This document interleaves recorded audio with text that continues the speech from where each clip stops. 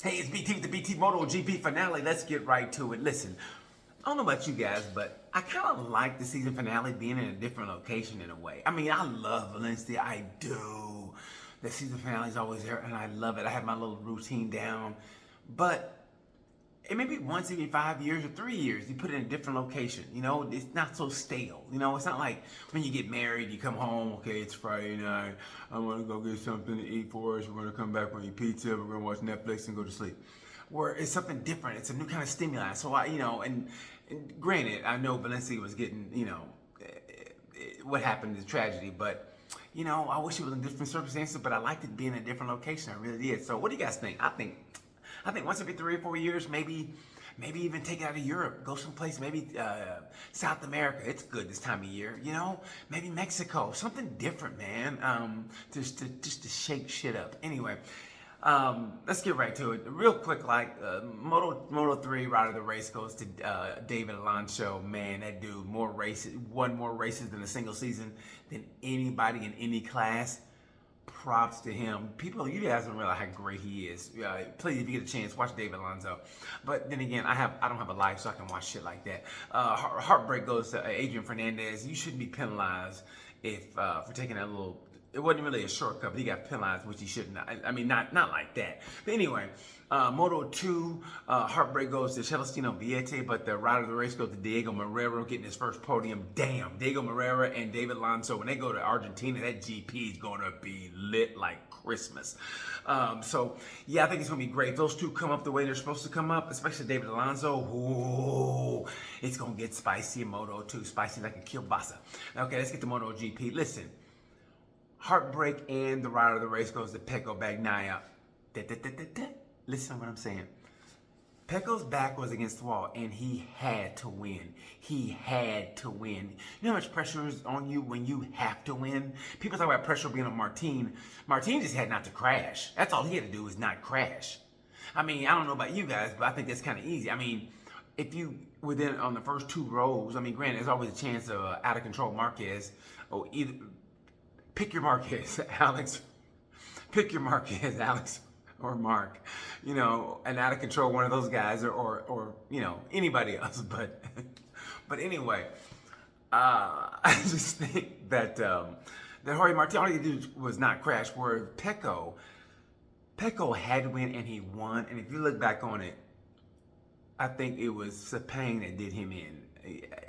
Crashing in that sprint race did him in. And speaking of sprint race, listen, I gotta give props to Dorna. Dorna has made it to where all 3 sessions, all 3 days, Friday, Saturday, and Sunday, are must-watch TV. Where you have to watch Friday, see who's made it into Q2.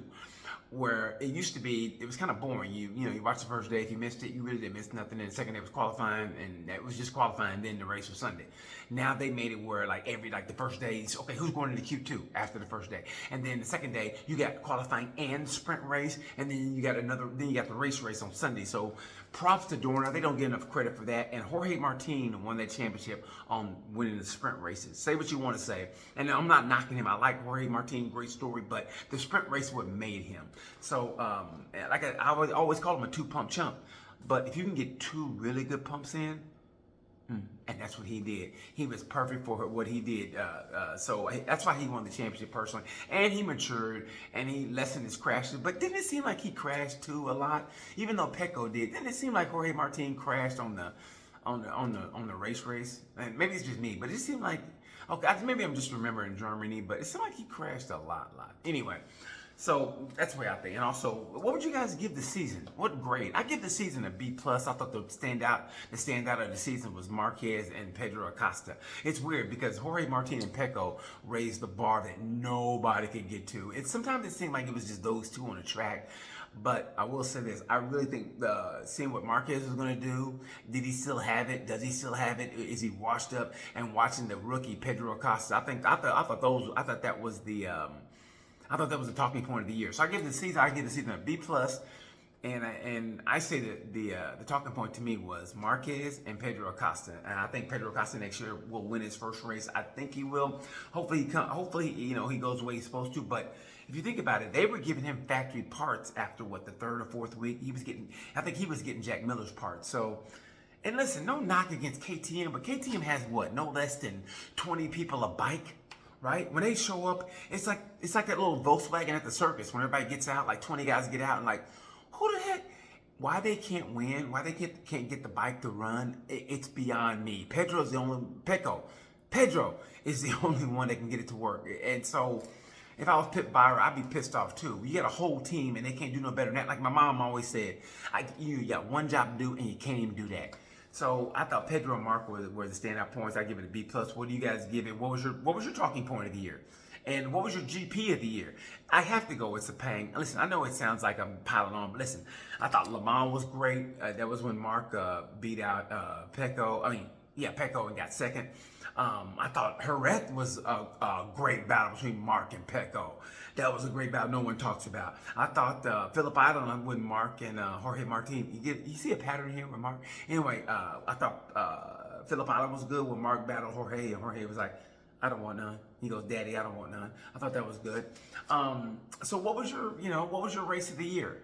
But I have to go with Sepang. I go with Sepang because of what was at stake. And Jorge Martin, props to Jorge Martin. That's a fighter. He didn't have to race like that, but he did. So props to him.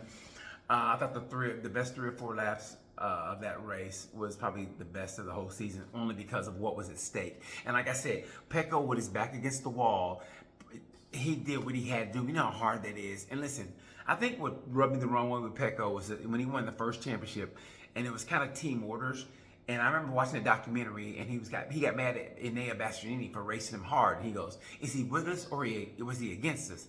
And it really kind of rubbed me the wrong way. But now Pecco doesn't need no help, and I take back what I said about Pecco. I apologize.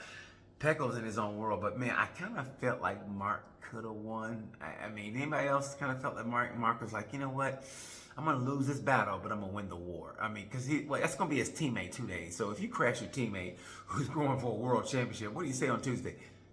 Hey, man, what's been going on? I mean, so, props to Mark. And I thought the funniest thing I got to say was Enea Bastianini said in the press conference he was pissed off that Aleix Espargo is helping Jorge. He goes, he helped him win, get 3rd place. And they go, I thought that was wrong. Aleix Espargo fired back with, he goes, I was waiting on you to come battle with me. He goes, but you never showed up. And you're on a factory Ducati. Oh, that's spicy. Might as well just talk about his mama. I mean, I thought that was great. So he goes out the same way he came in. Ooh, spicy like a kielbasa. So anyway, I thought that was great. I thought I'd share with you guys. Little talking points. Like I said, graded season, your favorite race. I wanted to say this for Tuesday, but I'm traveling, so anyway, I'm back to work again, by the way. I'm starting back to work again Tuesday, so wish me luck. I'm so glad you guys watched and listened to me ramble or talk about the races, because hey, I'm no expert. I'm really not. And you guys listen to me and you commented back, and I appreciate that, man. I mean, I really do from the bottom of my heart, because I have nobody here to talk about Motogp with. So I think the talking point for next year is Mark going to Ducati and Ducati Red being Pecco's teammate, and I think it's gonna get good from the jump. So, and they all share data. So that's the talking point for next year. Is going to be Mark in Ducati, and it's going to be Pedro Acosta going to factory KTM, and can he get that first win? For some reason, and it's not like I'm disrespecting Jorge Martin, I haven't mentioned him, but props to him and what he did, props to him being champion. We're going to see how good he is at developing a bike, because the bike is, it's iffy, but hey, if anybody can wring that bike's neck like a wet set of Levi's, it'll be Jorge Martin. I mean, seriously, Jorge Martin, like I said, a great 2-pump chump, and sometimes those 2 pumps.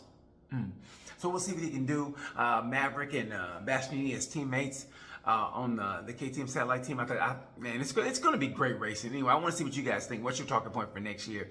Like I said, the season for me, B+. People say, are you sad that MotoGP's over? I'm like, no, I get to sleep. I mean, I'm being dead serious. There were some GPs, I would just, instead of going to the bedroom, I literally would get my pillows and blankets, and I'd sleep on the floor in front of the TV, leave it going on, so if I dozed off, I wake up, I could see the race. And yeah, that's how much of a life I don't have. I literally fell asleep in front of the TV, on the floor with my blanket and make sure I watch the race. Yeah, that's the kind of life I'm living. Anyway, so yeah, I'm looking forward to getting some sleep. There's no other sports for me really until Supercross starts. So anyway, I'm rambling right now. But guys, thanks for watching. Yeah, like I said, favorite GP, talking points for next year. Are you guys gonna watch testing like I am? Testing about Mello is gonna be great because it's not gonna be Valencia. Valencia had a kind of, you knew what was gonna happen. They couldn't really stretch their legs, but this track they can. So it's gonna be interesting. I can't wait for testing to see, not the race, but testing. We're talking about testing. We're talking about testing, not the race. Testing. Anyway. That's pretty much it, man. It's been a good year. It's been great. Thank you guys for watching. Yeah, I think that's it. Talking point, Marc Marquez, Pedro Acosta, salute to Jorge Martin, and that's why we have the sprint races. And props to Pecco Bagnaia, who reeled off 11 victories and still didn't win a championship. Fuck. Yeah, I know. Like I said, I thought he was the Jake Paul of racing, but I was wrong on that, and I apologize to Pecco. Thank you guys for watching. I appreciate it. Until next year, you know the word. Bye.